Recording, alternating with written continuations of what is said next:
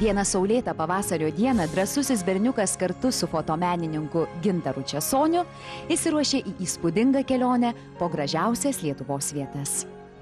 Bandysime šiandieną patys ką nors nufotografuoti ir galbūt padarysime net nedidelę parodą.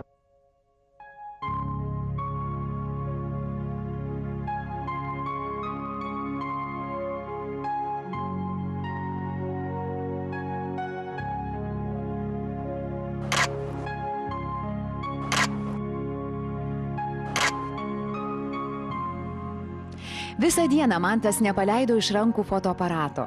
Vaiko akis spindėte spindėjo. Aš norėčiau turėti fotiką. Pažiūrėti fotografu tapusio broliuko darbų į Fotopro studiją atvyko ir ištikimoji sesutė Ieva. Vaikai stebėjo, kaip fotografuoti vaizdai virsta nuotraukomis ir buvo be galo apstulbę, kai staiga vietoj nuotraukos pasirodė kvietimas į Lietuvos garbę. Mantai, tu esi labai drąsus berniukas. TV3 televizija kviečia tave į Lietuvos garbės apdovanojimų ceremoniją.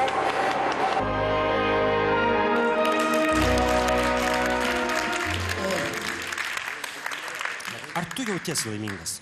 Normaliai. Normaliai, puikiai. Bet aš norėčiau, kad tu, nulipęs nuo šitos scenos, jau nebesijaustum normaliai, o būtum žiauriai laimingas.